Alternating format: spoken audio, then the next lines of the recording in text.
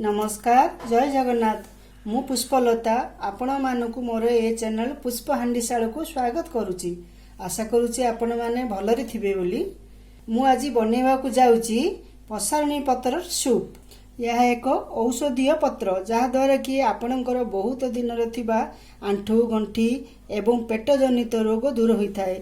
यहाकू आपण खास एवं ठंडा हेबा समय रे भी पी पारिबे जहा द्वारा आपन को बहुत आराम मिलिबो। यदि आपण प्रथम थर पई मो वीडियो टू देखुचंती पाखरे थिबा सब्सक्राइब बटन को प्रेस कर दियंतु जा द्वारा मु अपलोड करूथुआ नुआ वीडियो को सब आपणक पाखकू अति सहज रे पहुंची पारिबो। चालंतु आरंभ करिवा पसारुणी पत्रर। एथि पई नै जी मु पसारुणी पत्र आपण माने देखु पारुथिबे। पसारुणी पत्रटा मु चिकण रे बाटी देइची जा द्वारा आउ पत्र पाटी की लागिवनी।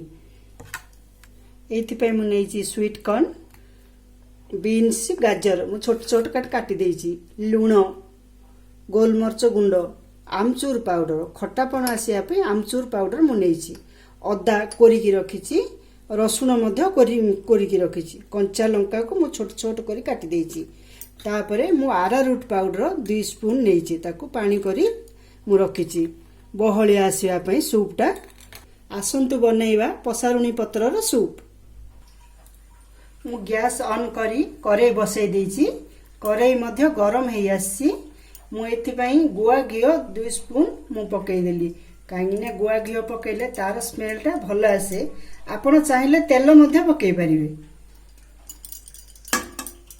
छेचाटा पकै देबी।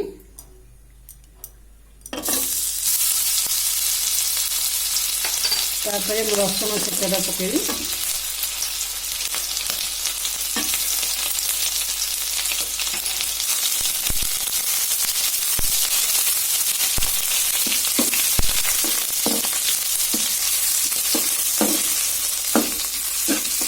बहुत भल आसुची बास्नाटा अदा आउ रसुणर बास्नाटा।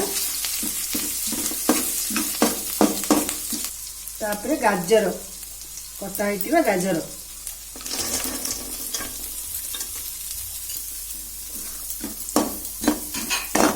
गाजर और परिबा पकई सूपटा कले पिला मन खाइले मध्य देह पाई बहुत भल रहिबो।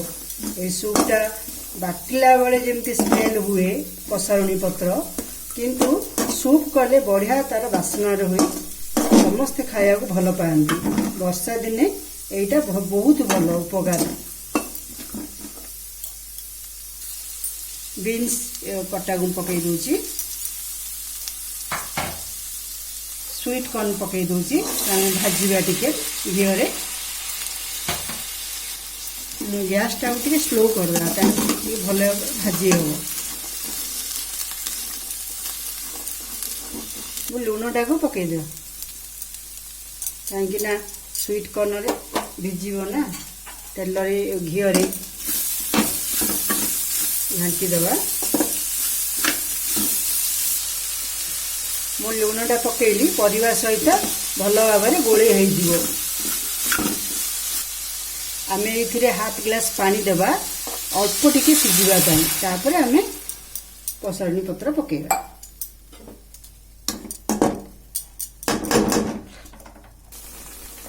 देखंतु परिवा हमर 5 मिनिट सिझी जाइछि काहेकि ना परिवा को बेसी समय सिझिबा को दबानी टिके अल्प सिझिथिले भल लागिबो सूप रे। एबे मु पसारुणी पत्र पके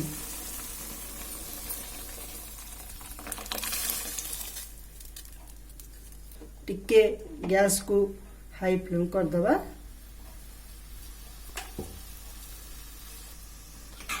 देखंतु केते सुंदर देखा जाउची। बास्ना मध्य बहुत भल आसुची कहीं बाटिला बेले जो बास्ना हुए किंतु ए जो रांधिला बेले एमती बास्ना हुएनी बहुत भल बास्ना हुए। एबे आमे आमचूर पाउडरटा पकेबा।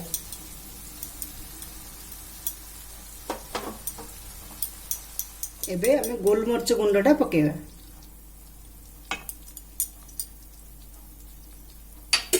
कंचा लंका मु जो छोट छोट कर काटी थिली ताको मध्य पके दबा। टिके फुटिबा सिजिया पय हम छाड़ीबा। एबे हमर फुटी जाइछि ମୁଁ ବତୁରେଇଥିବା ଆରାରୁଟ ପାଉଡର ପାଣିଟାକୁ ଦେବି।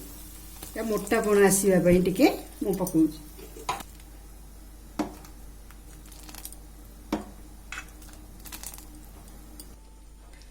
ଏବେ ଆମ ସୁପଟା ହେଇଯାଇଛି, ଦେଖନ୍ତୁ ମୋଟା ମଧ୍ୟ ହେଇଯାଇଛି। ଏବେ ଆମେ ଗ୍ୟାସଟାକୁ ବନ୍ଦ କରିଦେବା।